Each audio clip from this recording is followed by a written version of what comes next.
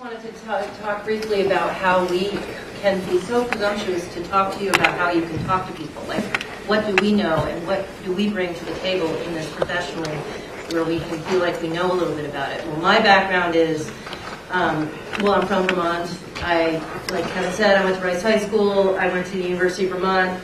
I'm married to an educator, guidance counselor, and I spent 20 years in the music business. I traveled around the country. I have 5 albums out. I've been telling stories and singing stories and writing stories for my whole life.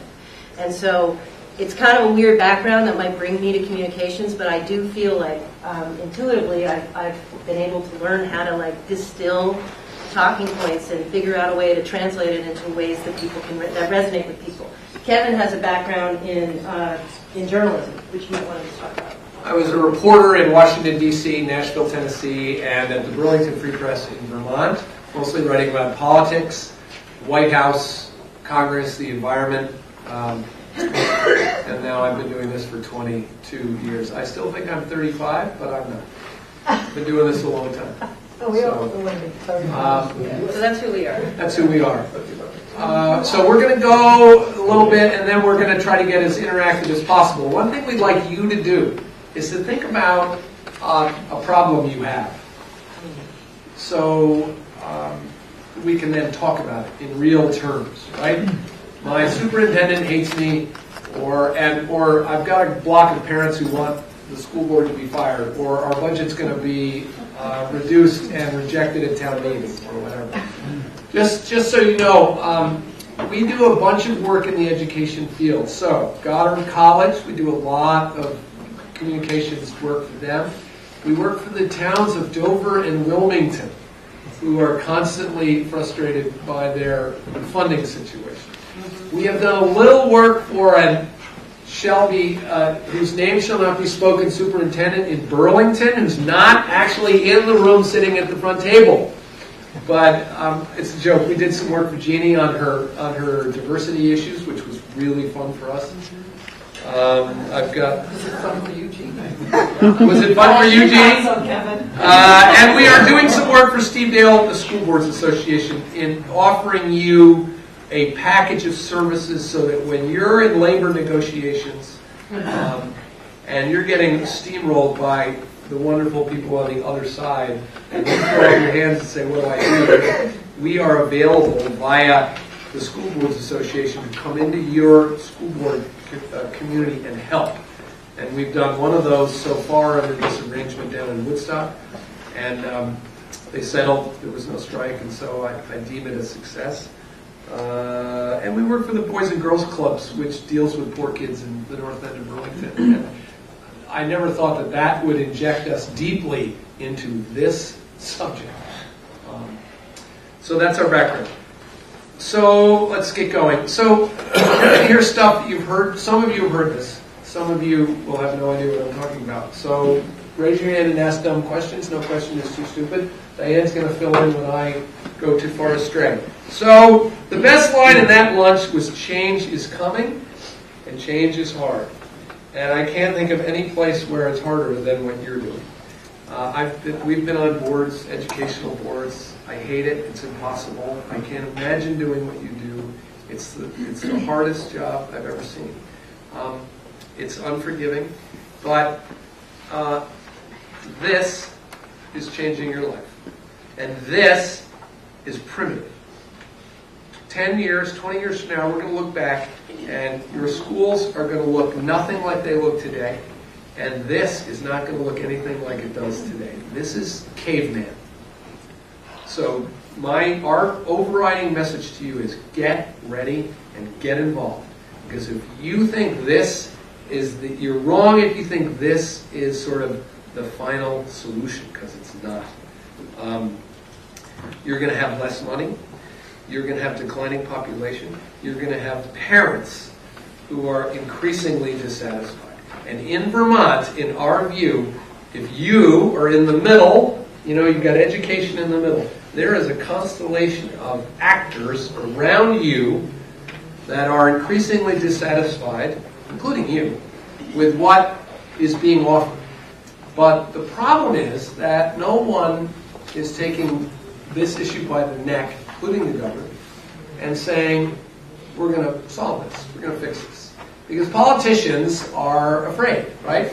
They're scared. So they're not going to tackle what Armando said was, this is not an achievement gap, it's a poverty gap. And that is really true. But what politician wants to get up in front of the entire state of Vermont and say, okay, ladies and gentlemen, we've got a poverty problem in this state, and we're going to solve it. And here's how we're going to solve it. Well, you know how to solve poverty. We're going to raise your taxes, right? We're going to provide wraparound services to every kid in this state, so the moment they wake up to the moment they go to bed, they are being looked after by a professional. They're going to come to school and they're going to get services. They're going to get a meal. They're going to get 3 meals a day because their parents are not present. Well, that's going to cost a lot of money, a ton of money that this state doesn't have. And no politician is going to step out on a limb to take that issue on, except for the most courageous ones who aren't afraid of getting reelected. So, therefore, you're in a tough spot. So, how do you handle that? Well, and there's also the fact that you're in a tough spot, but given what's happening on the landscape right now in terms of what's changing, I mean, you have a huge opportunity before you right now in terms of redistricting, about the fact that there are so many people who agree.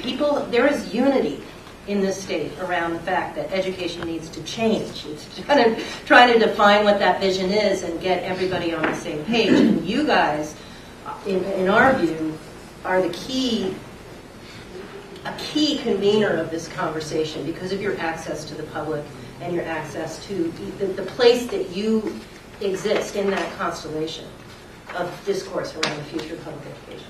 So I'm going to take you through this. The technology didn't work, so you might have to take notes. But did that not work? Here's the key line that you should walk away from this thing, from this presentation. Make friends. Make friends. Okay? Fancy consultants would say, leverage your community, right? That's what consultants like us say, leverage your community. What does that really mean? It really means make friends. It means the NEA is not your enemy. The public at town meeting is not your enemy. Everyone is your friend. Everyone is a potential champion to deliver your message. Okay? And so I'm just trying to map that reality to your recommendation that you need to make friends because, I mean, well, I just want to support that. So my town, I used to live in Montpelier now, but I used to live in Stratford, which can be a really liberal community, but it can also be a very conservative community. And my friend Rod McClay is the most conservative man I know, right? Drives a truck, into road projects, he's got his dog on the seat next to him, right? I'm the liberal commie from Montpelier, and he can't stand my politics, and I can't stand his. But God, he is the greatest guy in the world. And so when we talk to each other at the general store, getting our mail, we get to talk about our favorite thing, politics, right? And we never do it in a hostile way, ever. It's always, oh, here comes the commie. Oh, here comes the Tea Party. And we get to sit down in front of the wood stove and talk about, you do your Obama's a communist thing, and he's a terrorist from Kenya, and I get to say, your people are, I don't know, whatever, anti-birth control or whatever. But then, it's only after that that you get to the making friends. Because he is going to vote on your school budget, right? And he wants to vote no every time, right? Because you're irresponsible and you're spending money outrageously and you want this and that. And every single person in your community is a champion for your school budget and for your policies. Every single one. And this isn't about manipulating the issue either. I mean, they live in your community. Like, who cares what they think about politics? Right. It's like how I used to be when I was on the stage for 20 years. I never brought up politics on the stage because everyone can understand art. And so you have to look at those moments, those really valid moments where you make that connection with somebody because you have an agenda that you have to drive. And it's not about manipulating, but it's an opportunity for them to see that and to see what you stand for. And like it or not, we've been talking to Steve Dale a lot about this, you are the reformers. Right. You are the people who are going to, take us from that agriculture-based school of the 1940s and 50s into what these schools are going to be next. It's you are going to do it. It's not the NEA, right? It's you. And I think that's incredibly exciting. Okay, let's get into some nuts and bolts really quickly, so you can have a program to walk away from. Research. You've got to know who you are, right? What are you going to be when you grow up? What are we? What's our role? What do we do here? What are we actually doing? You need to know who you are, okay? What is your goal? If your goal is to avoid a strike or pass a school budget, you've got to stay focused on that goal and not get distracted by stuff that doesn't matter. And boy, is that hard to do, right? It's really hard to do also because it's long tail. So if your goal is to pass the school budget, or you have a community meeting or whatever, if your goal is that tangible, you got to plan for that. Like, you can't just call out favors right before the vote, right? To get letters to the editor. And, you know, part of this whole being forward facing and making friends is being, which you all are because you're on your school boards, but being active members of your community and paying attention and standing forward, and so that you develop these conversations, you have them over time, so that you identify your champions, the people who will support you when you need it, because you can't do this by yourself. You can't. So make a power map, right? What's a power map? Who are the people in your community that drive decisions? So I'm looking at two Montpelier-based people in the front table here. Both East Montpelier? So, okay, so let's take Montpelier. There's a mayor of Montpelier. He's a champion. There's a city council. They're champions. There is Fred Bashara, who owns the laundromats and the movie theaters with about 9,000 kids and 10,000 grandchildren. He's a champion. True. Right? You need Fred Bashara. I have an old saying out in the rural communities, not so much anymore, but it used to be. Small towns like Stratford were run by guys with backhoes, right? They're the guys who sit on the select board, they ran the dump, etc. And women. And women. Girls and women. It's coming, right? No. Right. Got it. Okay, so it exists. Oh, yeah. So that still exists, and they are your champions, right? The Rod McClay, who is, Vince Robinson in Stratford, he runs the post office for 30 years. He's a biggie. Why? Not so much because he says he runs the post office, but because he puts together with a really interesting group of liberals and conservatives, and because he didn't care about politics, the talent show at our firefighters July 4th thing, right? 2-hour talent show where he puts a dress on and goes out and dances in drag. You could argue that Vince Robinson's the most powerful guy in the town of Stratford, Vermont. He's the local postman, but he is everywhere. And if Vince stands up at a town meeting and says, I'm against the school budget, it's going down. He has no official position. He's not on the select board, but people look at him. They watch him. So our school board in Stratford pays very close attention to people like that. And so if I were doing this, I would draw a power map with you and your school board at the center, and then around, in a constellation around that center, all the people that you know, without us having to tell you, that you have to deal with, and they need to be your champion. Because every single person has a network around them, right? So Jeannie Collins talks to about 100 people a day, right? She gets 100 emails, and she probably talks to 100 people a day, not to mention her private life on the weekend at soccer games and whatever, right? She's influencing all those people, right? Diane talks to 100 people a day. I talk to 100 people a day, and pretty soon that begins to build on each other, and suddenly you've got this beautiful network that if you're leveraging it properly, keeping them educated and informed, it's going to make your job a lot more easy, and you're going to be more successful. When you need them to go back for you. Yeah. So I'm going to be a little redundant. So champion. What's a champion, right? It's obvious. Everyone from the governor on down to Vince Robinson in Stratford. I have a picture here of my family sitting at a table, right? So it's kids.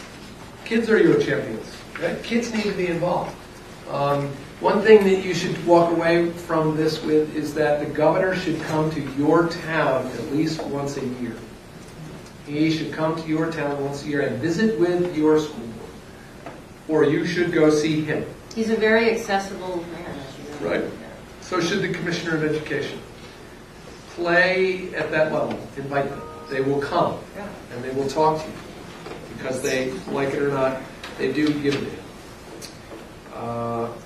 Okay. Experts, right? So school budgets are really complicated things. NEA negotiations are really complicated things. I must say, when I first walked into the Woodstock School Board and the Supervisory Union and started hearing about findings of fact and negotiations, I must say my head spun. But you need to be able to explain that stuff to Vince Robinson at the store in 2 minutes. Right, and that goes back to, you know, the message itself. It's not just identifying that power. It might screwing you up in your, but taking your message and being able to, what I sometimes call, translate it into the simplest terms that people can understand. You know, you got to frame your argument. A lot of things that I've observed in communications, especially in crisis communications, this I see all the time, and it amazes me. People often start with the negative argument. So they'll be like, myth and fact. Okay, so the myth, all the negative thing that they're up against, so identifying your opposition, right? That all gets bolded, and it gets like thrown in the face. It's the first frame of your message to the public. And so you're already shooting yourself in the foot. You're coming from a negative place. You need to know the opposition's argument. You have to know it. Write it out. Bold it. But don't put it in your materials. Don't put it in your message. Use it to hunt it. So you And just said, everything needs to be framed in a positive way, so I think. she just said the word materials, which means Right, what are materials? you have to write something down, right? So you're in either a union situation or a budget passing situation. You need to do a couple of things. You need to decide what your message is going to be. Ladies and gentlemen, this budget should pass because. One of you is going to stand up at town meeting and say, this budget should pass because it limits growth to 2% and it added French and we cut costs here and we saved it here. But in the end, why should you pass this budget? Because this is good for children. This is good for our school. And that should be the first part of the message. Yeah. This advances our school into the 21st century. We are making strides. We are making progress. That positive, leaning forward message about kids and schools.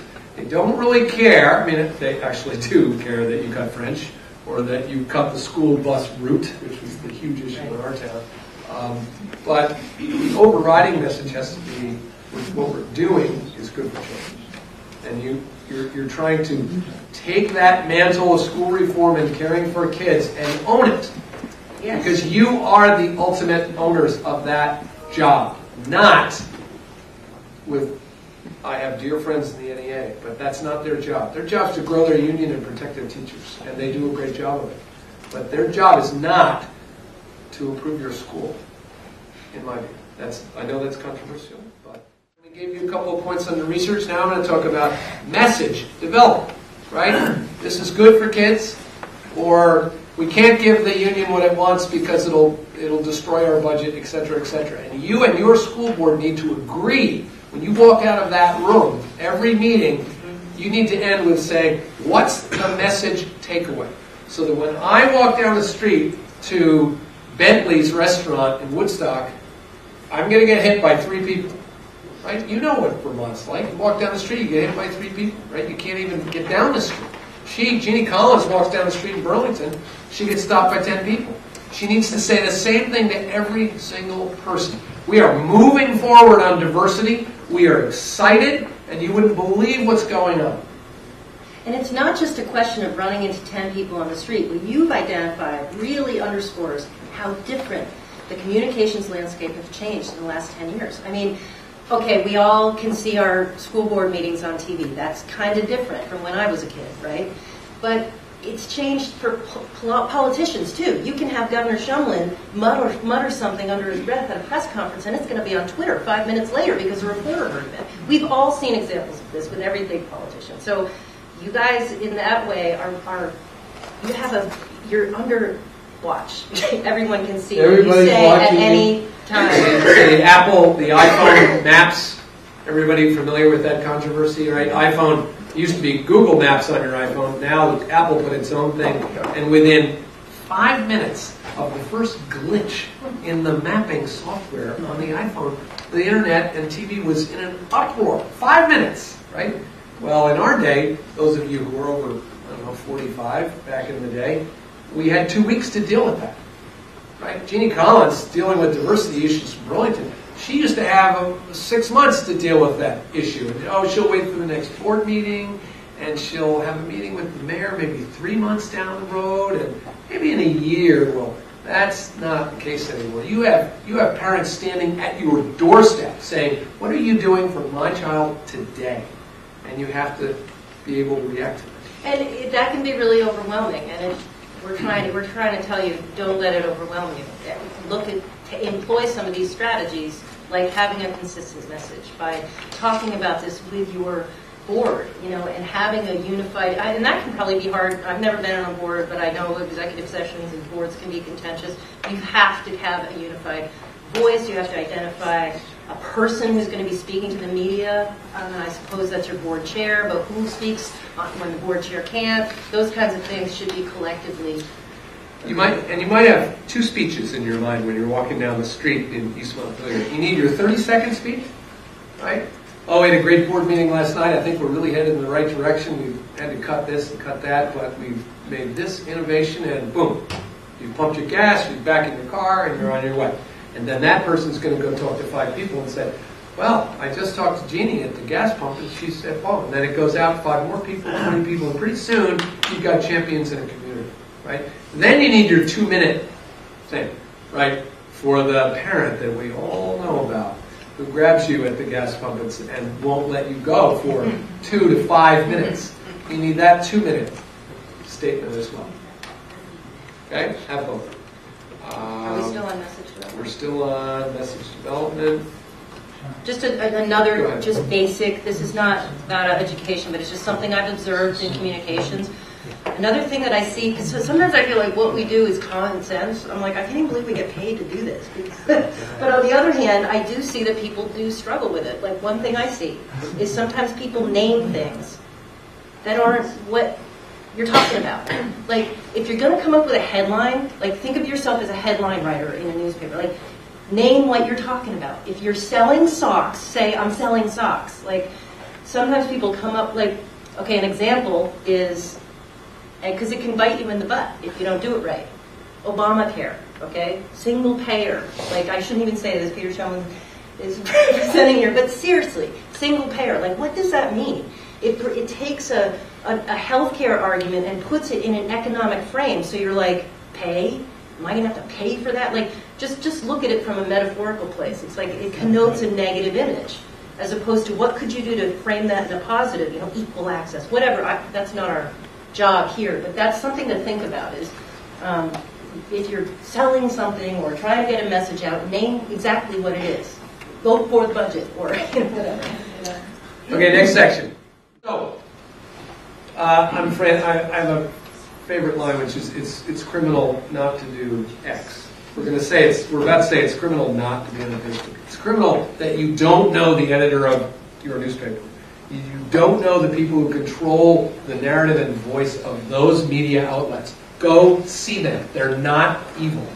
They are just either old, crusty people like us or young, underpaid kids trying to do a job. They do not have a political agenda. Well, and they are doing their job. Like, they want to meet you. Yes. Their job is to know You you. counted on the accounting? Yes! I know the Smiths very well. They are not trying to destroy you, with exceptions. Yeah, let's talk about that, Kevin. Generally, this is a good example. So the Burlington school superintendent went through a massive diversity issue. She's dealing with diversity issues all over the place. And it's easy to slip into, boy, the Burlington Free Press is out to get me, right? Not really. They're underpaid, they're overworked, they're going out of business. They just went from a broadsheet to a tabloid. They're barely keeping their, and their corporate owner is bashing them every day saying, send us more cash, send us more cash. That's what they really kill. Now, when they get a cool story, people of color and reformers really angry at superintendent. They're like, thank you for that story. Yeah, like, that's easy. Yeah. Right? That's, Trump calls Obama, what did he, Kenyan terrorists. $5 million for his birthday. And I'll give $5 million to charity if Obama gives up his birth certificate. That's, anybody can write that story, right? That's an easy story, right? Diversity supporters are mad at superintendent. The harder story is, let's go sit down with Jeannie Collins for 4 hours on a Saturday and dig down into everything she's done, the promotions she's made, the people she's hired, the 5-point plans she released. That people might not know about. And by the time she's on bullet 3, they're going, oh God, I got to get back to the office because I got to write 4 more stories about the thief at the market in the north end of Burlington, and my editor's mad at me. They don't have time to really give that issue the time it needs. What's easy is NEA says school board hates children or hates teachers. That's easy. And your job is to visit with that media, know that media, so that they can listen to your 2-minute and 30-second talk and get it. And that they trust you. And don't ever, ever lie to them. Because if you lie to them, it's over.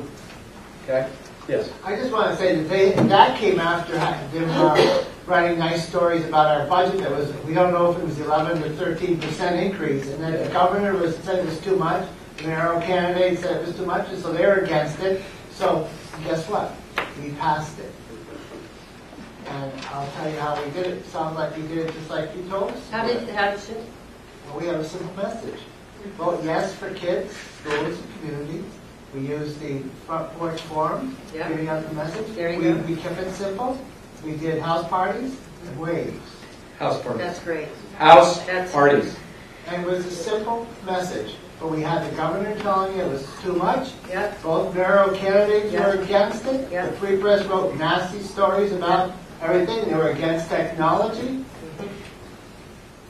So I didn't know how to do it, but it sounds like we did it right. You did. Yeah. And you also, with her, you got somebody with thick skin who resisted the temptation to say they're out to get me, because that gets you nowhere.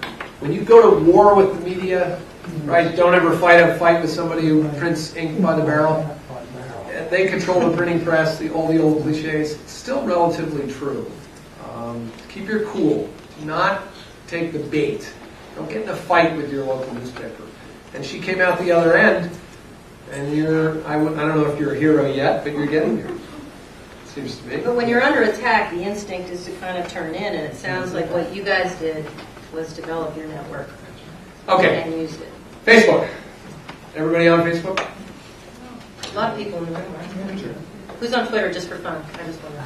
Really? He's newly to Twitter. Who owns a watch? What? Who owns a watch?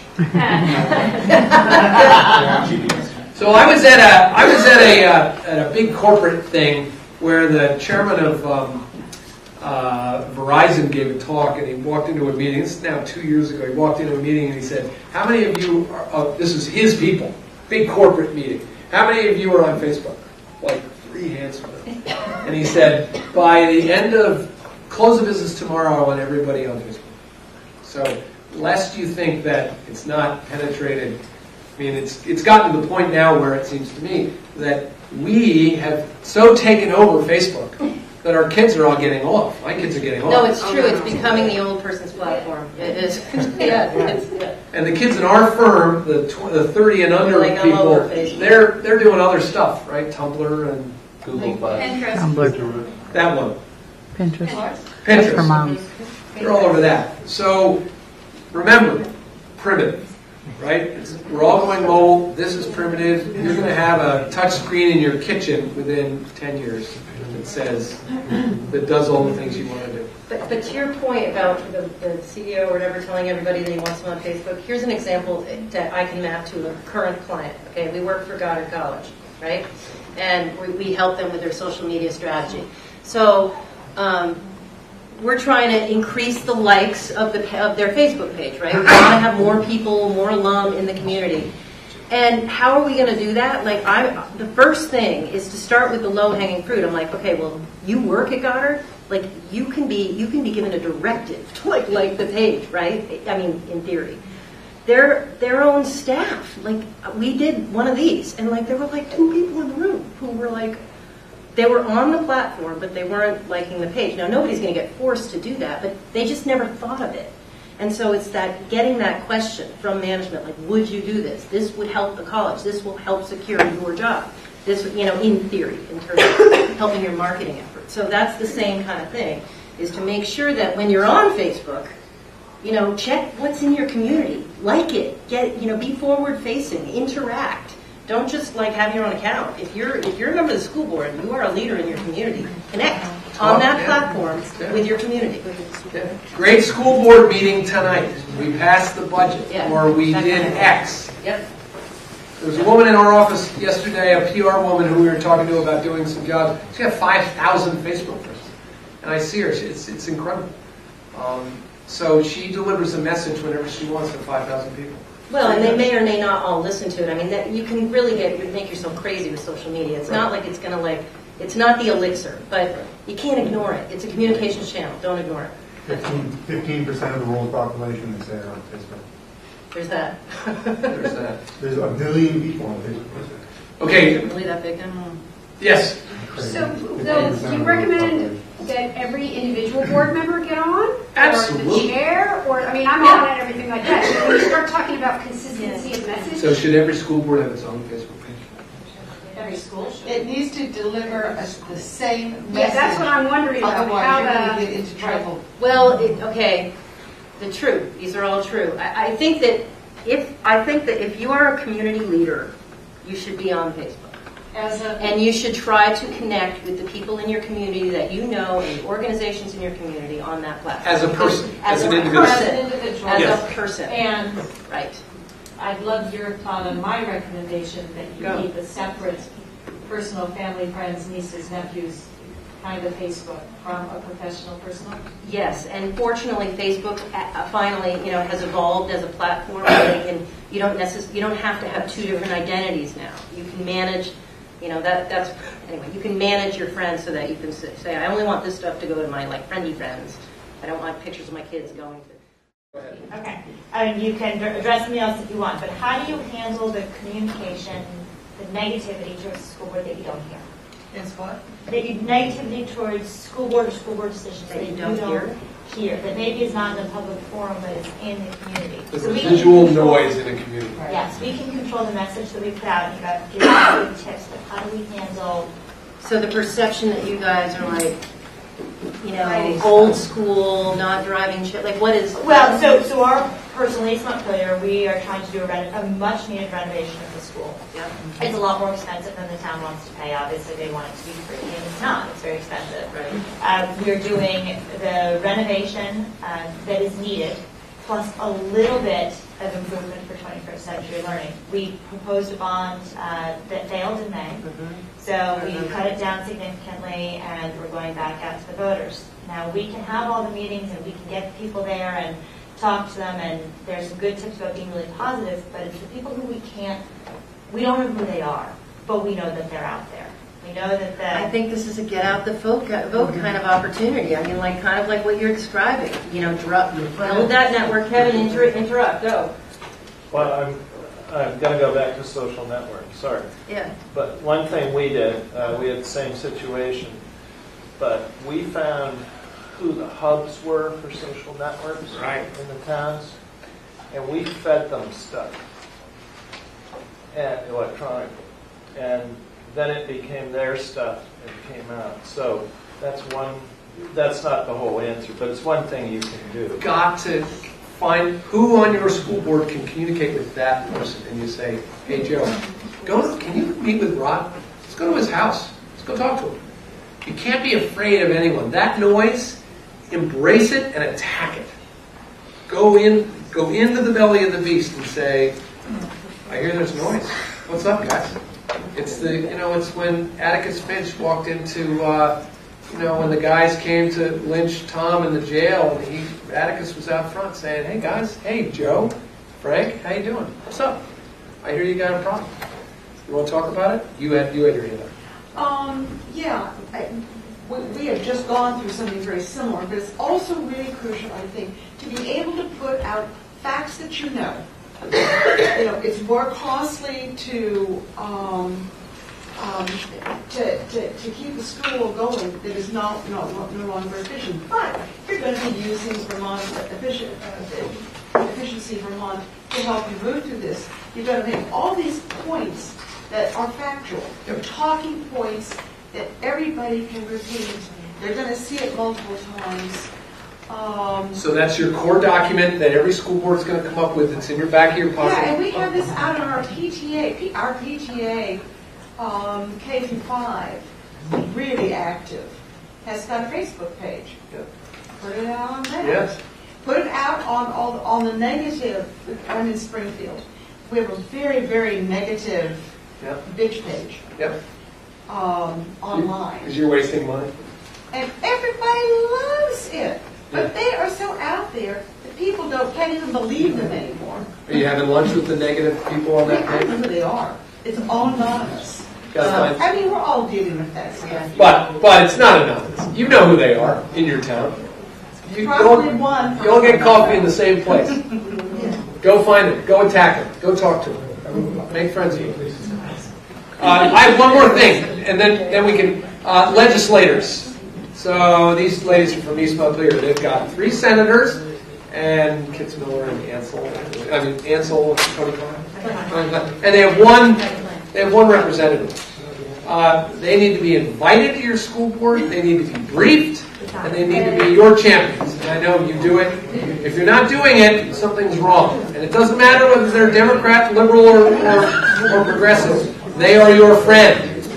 Because they go talk to the governor and the governor's staff, and they talk about this in Montpelier, and they have huge email lists, right? So Representative Klein in East Montpelier, hugely influential representative. He's at the coffee shop every morning, spreading his gospel.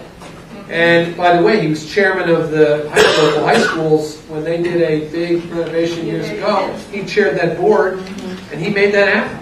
So Huge.